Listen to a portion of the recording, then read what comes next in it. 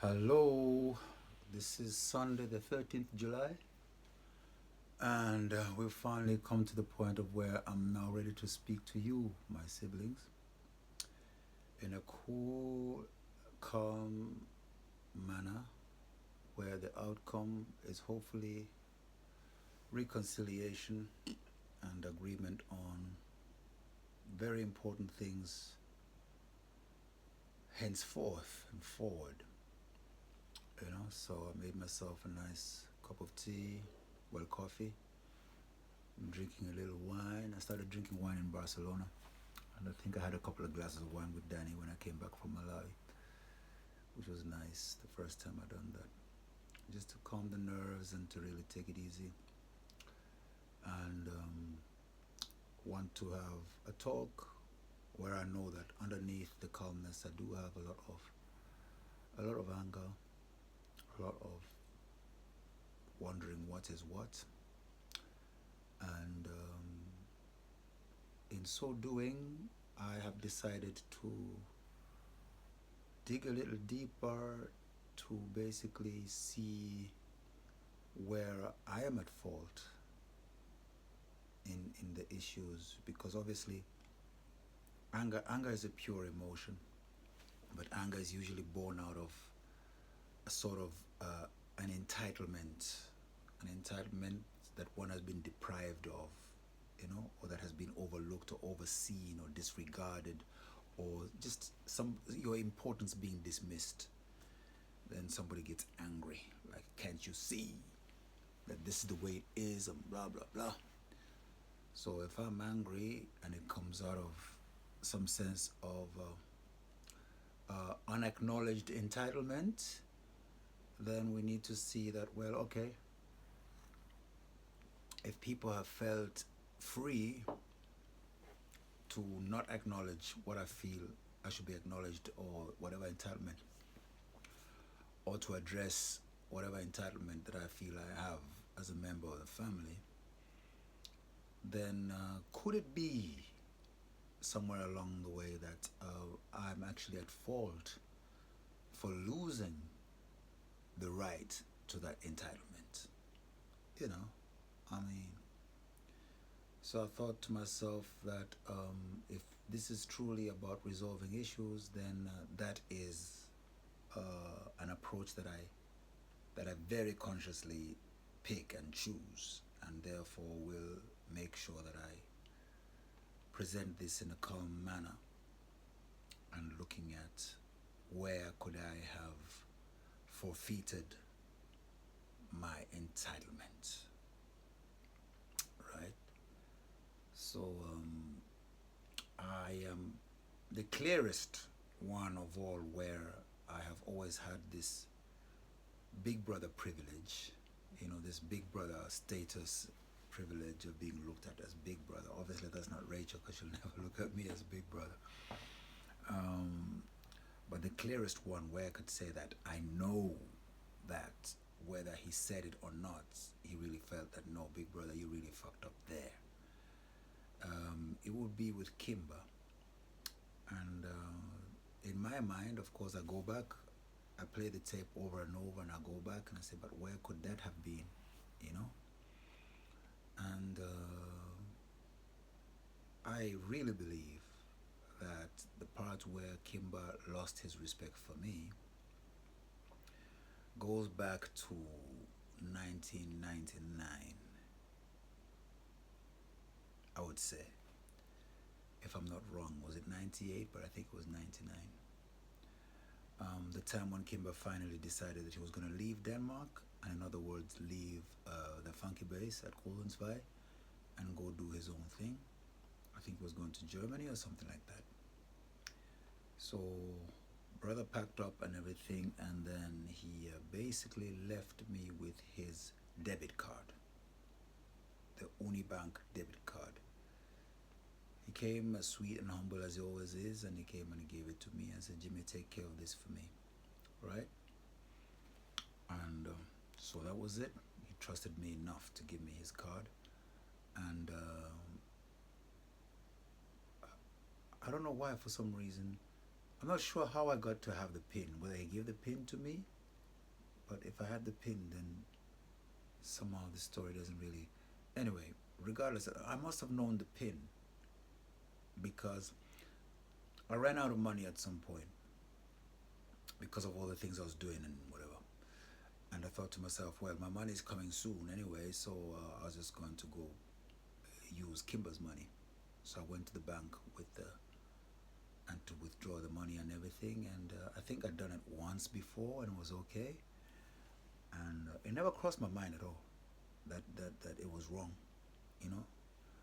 And I went to, well, I mean, that's fucked up, right? But that's the whole point of this thing, is to say whatever the fucked up issues are. Um, the one time was good, and then I went back a second time, right? And I think well, I know that I made a mistake with the pin, and that repeated itself. So I was pretty sure, and I said, no, there must be something wrong. But and finally, of course, the machine took card. And since that happened, me again in my fucked upness, I think I informed Kimber. I said, yo, bro, whatever, whatever, and the machine took a card. To which Kimber replied, says, what? So you used my card? And that's the first time the penny dropped, to think that, oh, maybe I wasn't allowed to use the card. You know. So at that point, I think I overrode my big brother privileges. So that to me is the first incident where I would think that I crossed the line with him. Not to say that he kept it at his heart or whatever, but somewhere along the way, I think he just kind of like, Kimber. So he probably drew a line in the ground and says, no, man, I can't trust you, because Kimber, you know how Kimber is with keeping people's things. He's very meticulous and very careful, you know. So that's Kimber. And he may have another story to tell, but I'm just going through the process of what would justify people taking away the thing that I think I'm entitled to. Okay? Because I would like to think of myself as innocent and say that, I don't know why they hate me and this and think it's because I'm Rasta, or is it because I play an instrument, all these stupid things, which, and I'm thinking about somewhere you must have made a mistake, right? So that to me is that one as far as Kimber is concerned, right? And then as far as Danny now, it's difficult for me to imagine that there actually is a rift between me and Danny, because we've been through so much together, you know, living in O together, him wanting to do his work, wanted to leave when I just came back from Africa back in 90, Jesus Christ, was it 93? Remember when I was planning to do the whole thing, took money from dad's account or whatever, and all his preparation for going around the world and everything, and Danny coming to my place at Kulungsvai and using it as a base for his graffiti. But before we got to Kulungsvai, of course, we kind of like got kicked out of what?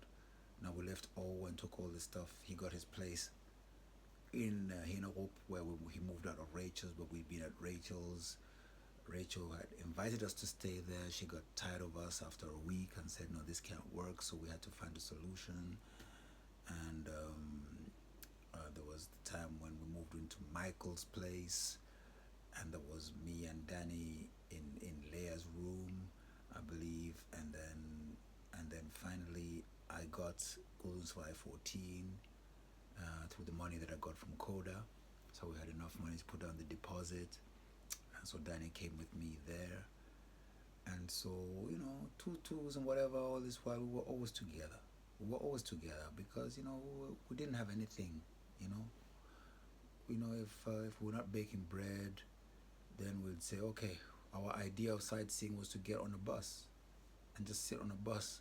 We were so broke, we just sat on a bus and then just went out to Moscow, and then, went out to Ikea, and we thought, okay, now we've done that, and then all the causes and going to the library and getting books, slavery, whatever. So we're deep like that, you understand? So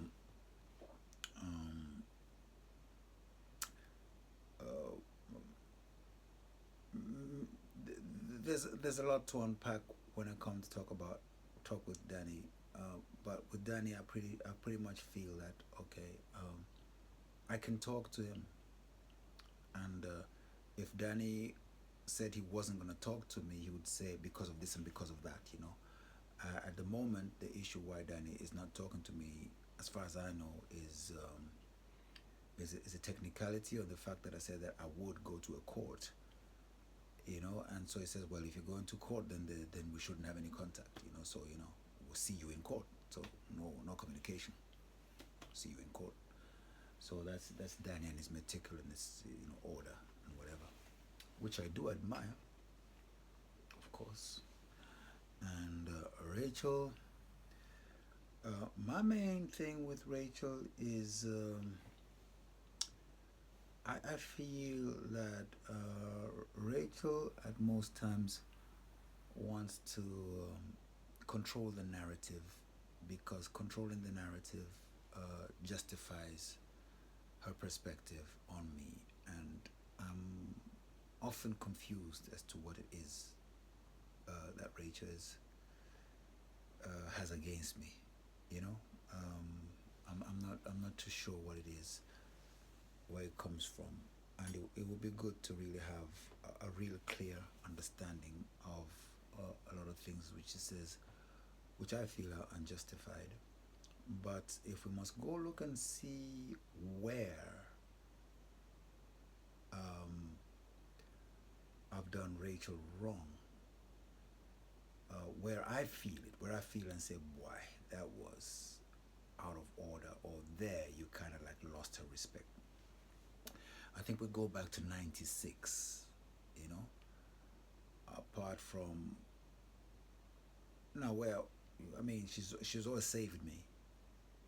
You know, she was a savior in many instances. I really depended on Rachel to basically come and bail me out, you know, and but when the power was given to me to represent as a person, I think the time that I let Rachel down was back in '96 or '95 when Sonia was visiting and Johan was here as well, and a person, I think it was a cleaning job or something, no, it was a school, Handel School or something. This lady that Rachel was working under, either she was getting married or she had a birthday, and we had to go to Horsens to that birthday, and they basically hired us to perform. They hired me, Rachel, and Sonia, my girlfriend, to perform there, and